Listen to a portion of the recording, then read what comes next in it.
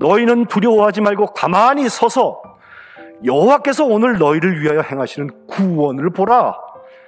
여호와께서 너희를 위하여 싸우시리니 너희는 가만히 있을지니라. 세상에서 구별되고 하나님을 향하여서 구별되고 있는 나의 모습은 무엇인지, 하나님이 선택해 놓으신 그 나를 향하여서 선택하고 있는 나의 모습은 무엇인지, 하나님의 온전을 따라서 순종하는 나의 모습은 무엇인지,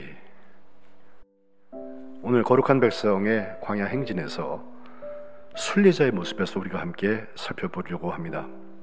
오늘 본문의 시점은 출애굽하여서 1년 되었을 때입니다. 지나간 1년 동안 어떤 일이 있었나? 크게 두 가지 변화가 있었는데, 첫 번째 변화는 십계명을 비롯한 하나님의 말씀을 받았다는 것이고 율법이죠. 다른 하나는 성막의 역사입니다. 하나님의 말씀을 지켜서 행하는지 혹은 반대로 거역하는지의 문제는 광야를 순례하는 원칙일 뿐 아니라 가나안에 들어가서도 지난주에 보는 것처럼 그리심의 축복과 에발의 저주를 나누는 분기점이 됩니다. 거룩한 백성의 순례는 우리에게 어떤 시사점을 주고 있습니까? 율법 말고 두 번째 변화였던 성막에 대한 얘기에서 저는 구별의 모습을 보고 싶어요. 성막, 미시칸이라고 히브리어로 말하는데, 이것은 어찌 보면 이동식 교회라고 생각하시면 좋은데, 순례를 가는 중에 순례길의 중심이 되고 순례길의 이정표가 되는 곳입니다. 사람의 재능과 사람의 물자가 있으면 성막이 지어지는 것이 아니라 여호와께서 모세에게 명령하신 대로 이스라엘 자손이 모든 역사를 마쳤다라고 되었고, 43절에 보면 모세가 그 마친 것을 본즉 여호와께서 명령하신 대로 되었기 때문에 모세가 그들을 축복했다고, 그들을 축복하고 끝나는 것이 아니라 이제 이 성막을 봉헌하는 준비를 하게 되는데, 출애굽기 마지막 장인 40장에 그 얘기가 나옵니다. 보통 기구는 관유를 가져다가 발라서 거룩하게 하고, 사람은 씻기고 입히고 기름을 부어서 거룩하게 했다는 점, 그 기구 중에서 특별히 상징적으로 두 가지를 우리가 꼭 보게 되는데, 하나는 법궤, 언약궤, 증거궤라는 것인데 하나님의 말씀이죠. 율법이죠.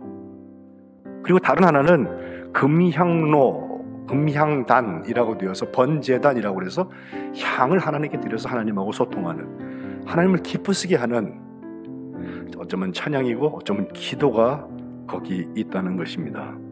그리고 이것을 관리할 수 있도록 사람을 구분하는 것입니다.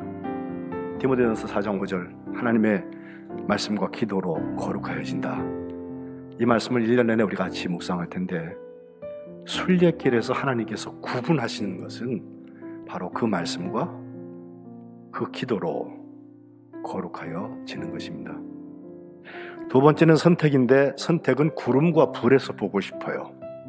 이 구름과 불, 이것은 광야 행진의 대원칙입니다. 하나님께서 임재하시고 하나님께서 그들과 함께 하시는 증거입니다. 하나님이 임재하시면서 동행하시면서 우리에게 하시는 것은 지켜주시는 거예요. 여기에 선택의 역사가 있다고 하는 것을 우리가 기억해야 합니다. 그들이 출발한 다음에 바로의 마음이 완악해져서 그는 그 완악한 마음을 따라서 선택했다가 최후를 맞이하게 됩니다.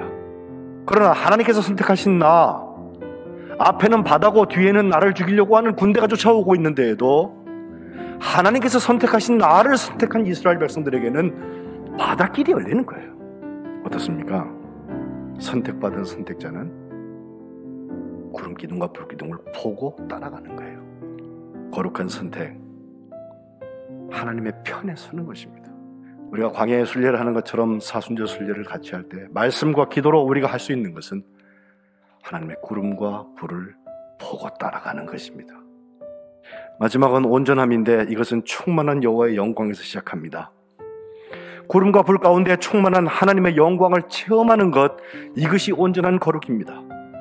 여호와의 명령을 따라서 행진할 때에도 여호와의 명령을 따라서, 유진할 때, 진에 머무를 때에도 여호와의 명령을 따라서, 또 하나님께서 주신 직임을 지켜나갈 때에도 여호와의 명령을 따라서, 더 감사한 것은 여호와의 명령을 따라서 온전하려고 하는 순례를 걸어가는 사람들에게 예수님이 저 십자가에서 흘리신 보혈이 그 죄를 씻어주신다는 거예요. 그래서 사순절의 회개가 우리에게 필요한 것입니다. 우리가 하나님 온전케 해주세요, 온전케 해주세요, 이거 죄로부터 자유하게 하는 것만 아니라 직임을 수행하는 데서 온전하다고 하는 거 여러분 기억하세요. 하나님의 영광을 위해서 여호와의 명령을 따라서 우리가 이 일을 함께 감당한다면 이 사순절이 끝나는 즈음에 하나님 고맙습니다, 이와 같은 온전함의 기도를 드릴 수 있게 될 것입니다.